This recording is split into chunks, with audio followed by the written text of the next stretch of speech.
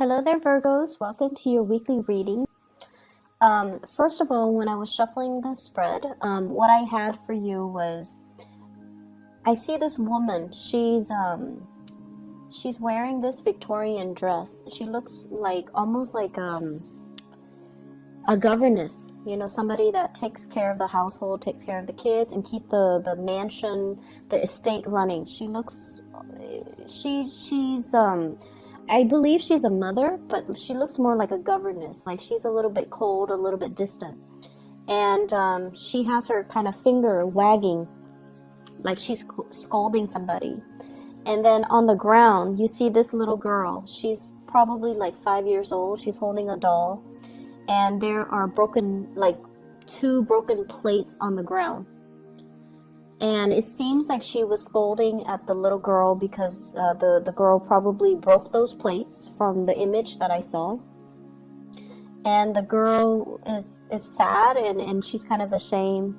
And she did a little curtsy. She, bent down and kind of distracts the governess by spreading her dress and doing a little curtsy and then smiling. And the governess, it seems like her heart is melted, and then she stops yelling or she stops scolding. That's what it feels like to me. And so in alignment with this reading, I feel like the cards are corroborating the same theme. What I have here is the Page of Cups, and I feel like there is somebody in your life who's a little bit of a charmer, who's a little bit of an attention seeker. And I feel like, this is somebody that might have been very evasive when it comes to their responsibility. So it doesn't really matter how old they are. They could be a child, or they could be an adult acting like a child or behaving like a child. But they are a little bit of a charmer. Like they weasel their way out of situations by turning on the charm, turning on the waterworks. They know that they are cared for, and I feel like they tend to push boundaries a little bit, okay? So if you're dealing with children, you want to be a little bit careful when it comes to their behavior and how oftentimes they can turn on the charms or the waterwork to get out of getting a scolding or to avoid repercussions for their actions, or even, to kind of charm their way into people's hearts. Okay, so that's what I'm getting. For some of you, this could literally be a child. For others, it could be a relationship partner, and then for others, family members. I'm also sensing as well co-workers. I'm not sensing it strongly, but I feel like it could be a co-worker who is a little bit kind of like evasive when it comes to handling their responsibilities. So if this is somebody that you're dealing with in the work front, and I see this a lot for you guys, it's almost like energetically you guys are such workaholics and you guys are such good workers that oftentimes you are put alongside people who are slackers. And I feel like, there is a major karmic lesson here about them needing to learn from you. It's almost like you're setting the bar really high. You're setting the standards of integrity and work ethics. And they're supposed to learn a big karmic lesson from you about personal responsibility, personal obligation, stepping up when other people are not in the picture, or stepping up regardless of who's looking. It's almost like we do what we need to do because it is a part of our responsibility. So whether or not the boss is watching, we still need to work. Whether or not we feel like it, if there's some group, some people that are dependent on us, we need to step up. Okay, so it's almost like you can charm, you can turn on the waterwork. The work is not going away, so we need to handle responsibilities because it is our obligation to the place of employment. It's also because other people are depending on us to do our due diligence and to, take care of responsibility. So they're supposed to learn these karmic lessons about, self-sufficiency, about as well. Understanding that they need to hold up their end of the bargain. And a lot of the times, from what you're supposed to be learning from them as well, is to learn to ease up a little bit, is to learn to, delegate responsibilities, and also to learn to set boundaries so that responsibilities are not dumped upon you, because these are opportunistic types of people. And when they sense that you're very, very kind, and when they sense that you're able to, that you're doing things like above and beyond your scope of responsibilities, they like to dump responsibilities on you. So I feel like there is a karmic lesson needing to be learned from both parties in the work environment. Okay. I definitely feel there's something cracking. It's almost like the straw that broke the camel's back. And so this week, there is a lot of responsibilities that you have to take care of. And you are not in a position to take on more. You're in a position to learn to say no to other people, to learn a very direct way to say no to people, to draw very clear boundaries, and to also set people in their place, okay? What I have here is the Ten of Wands. This is a lot of things that you have to take care of, a lot of loose ends to tie up, a lot of things that you're physically carrying around. And if you are kind of like trying to avoid people, I usually think of this as like, he's using those wands to cover his face, not wanting to see people, not wanting to confront people, conflict avoidance, trying to just avoid certain people. This is really a week for you to step into this power with the Ace of Swords. This is like saying what's on your mind and meaning it, and learning to say no to people, learning to cut people out, okay? The man on the horse, he's a little bit shocked by this Ace of Swords. It's coming out in such a fast and swift and truthful manner that he didn't expect. So if you have been kind of like, the doormat, I feel like this is the week where it's like, enough's enough. I'm not going to be taking on other people's responsibilities. I'm already, stretched thin. I'm already wearing multiple hats. I'm already going above and beyond my scope of responsibilities, and it's not fair. So you're going to set the record straight, and you're going to preserve your time, which is very little and very precious to you, so that you can take care of the things that you need to take care of, okay? I also see as well, there might be issues when it comes overall with like conflict within the family. What I have in this spread though, and I don't want you to fret, okay? I have a lot of love. I have a lot of communication and a lot of love. And so the people around you, they truly, truly, truly care about you. Even those co-workers that slack off, they care about you. They don't want any harm to fall on you, not only because your use value to them. I feel like they like you as a person. They're just opportunistic. They would do this to anybody. So it's not personal, right? And I also feel like the family members, relationship partner even. What I have here is the Ace of Cups. You have two aces, Ace of Swords and Ace of Cups.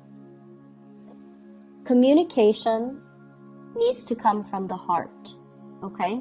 It's not about scolding. It's not about, chastising somebody for their wrongful behavior. It's about telling them, you have to be a little bit more responsible with those plates. Like you broke those plates because you were reckless when you were playing.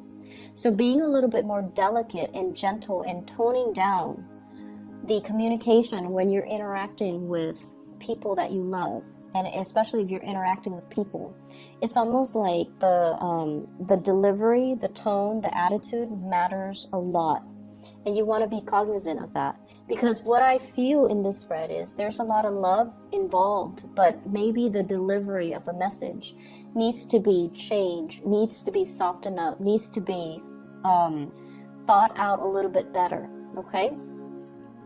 But what I do feel is, there's definitely some people weaseling their way out of dealing with ramifications of their actions. There are also people as well. This is sort of like conflict, not seeing eye to eye with people, but it's a very slight, minor type of conflict. And a lot of it has to do with control issues, wanting to control other people, wanting to control environments, wanting to control a situation. This could be coming through from your end or from another person's end. But there's an element of control and wanting to have like a, it's like my way or the highway, you know. It's almost like,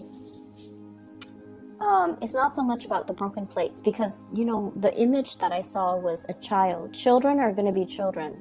They're going to be a little bit reckless. They're going to be a little bit clumsy. And so after everything is said and done, the plates are already broken, the child's already ashamed, and so they don't need, you know, that further reprimand, I guess. Okay, so gauging the situation and picking your battles and knowing when to get involved and when to kind of withdraw. Okay, so that's what I'm sensing here. I feel like in relationships, there might be a little bit of conflict coming in. And I feel like it's ideological in nature. Ideological in nature. I have here a fire sign, a Sagittarius, an Aries, or a Leo. And I also have a Taurus person in the picture as well. So what I feel here is, if you are in a relationship with any of those signs, there's definitely a lot of love. But I almost feel like ideological differences get in the way. And what we have to try to remember is, just because someone doesn't see things the way that we see things, it should not. So if it's just on the ideological viewpoint, if someone doesn't see things the way that you see things, it shouldn't diminish, you know, your love for them or their love for you. If someone rejects your idea, they're rejecting your idea. They're not rejecting you. If someone doesn't do what you ask them to do, it has nothing to do with you. It has everything to do with them and where they're at and the way they see a situation. So ideological differences doesn't really diminish the love. It doesn't diminish, or it doesn't undermine the love in the relationship. So seeing things from that perspective, I feel like, is really going to help transform the way this relationship works for you. So we can agree to disagree. We don't always need to agree on all topics under the sun in order for us to work as a unit, in order for us to move forward, in order for us to, you know, be together. Okay, and that is with family, that is with love relationships, and I feel more so with love relationships. So I almost feel like there is a major separation between your work life and your personal life, which is probably a good thing, but I almost feel like you have double standards when it comes to what you tolerate from people who are really close to you versus the really bad behaviors that you tolerate from people in your work environment. And I mean, you know, we do have to do what we need to do in order to survive. So we know that work pays the bills, and so when we come to work, we have to behave in a different manner. But I almost feel like this set of double standards, okay? It's like treating strangers with a lot of compassion, but treating your loved ones with a lot of like criticism. That's what it feels like to me. Because I have, with this Ace of Swords is on top and the Ace of Cups is on the bottom. It's like being harsh with certain people and then extending love to other people. And you want to make sure that the people are deserving, okay? You want to make sure that the people that are doing their due diligence, that are, you know, taking care of their responsibilities, are the ones that should be getting the love and the support. Whereas the ones that have been reneging on their responsibilities, that, you know, leave things to the last minute, are the ones that should be getting chastised. So I feel like directing your energy towards the right people, rather than directing your focus, directing your energy towards the right people, rather than penting up your energy and your anger and then having it come out, direct it towards the wrong people, the ones that don't deserve it, the ones that are just like on the sidelines, and the ones that have nothing to do with the root of the problem. Okay, so this is a week for us to kind of reassess where we have been too harsh and where we are giving our energy, and especially if we're giving our energy to people that are charming and just evasive and irresponsible, when we should be giving the love to people who are, doing their fair share of the work, who are responsible, who have been nothing but honest. So I feel like that element is coming through. You might be called in to mediate situations as well. And I feel like there might be, I'm seeing like an interview panel. It's like they're deciding on the next candidates, and somebody might call out sick and you might be kind of like interim. You might be called in to fill that position on a panel where you are assessing people's work potential. You're assessing people's skills. You are assessing people's work history. So I don't know if you're on a panel to do that. So like I said, somebody might call out sick. You might be a filler. Or if you do this on a regular basis, I feel like there will be a lot of good candidates. Okay, so be careful about those charming ones. Be careful about the ones that are, super articulate, but when it comes to their work history, and you want to make sure you follow up and call their references, okay, and asking the right questions. So I definitely feel like it's going to be a very busy week. There's lots to do and lots to take care of. And you need to keep your kind of like your mind razor sharp and pick your battle so that you're not stretched too thin. I'm seeing as well, I honestly feel many of you have a lot of support from the people in your work environment, especially the higher ups, okay? I mentioned this with Libras as well, but I also feel it coming through from you. With Libras, it seems like they're getting a lot of assistance. And I feel like with you, you don't reach out. You never reach out when you have, when you need assistance. You are very stoic, and this is like earth sign. This is typical earth sign energy. You, Taurus, Capricorn. You guys are very stoic. You guys are self-sufficient, and you pride yourself, especially you and the Capricorn. You pride yourself on being self-sufficient, on being able to do things on your own. And you work best actually when you're on your own, when you're left to your own devices, because you know what needs to be done. And so the whole process regarding teamwork, group effort, all of those things are nice in theory, but in real life, they hinder progress. In real life, if you're left to your own devices, that's when magic happens.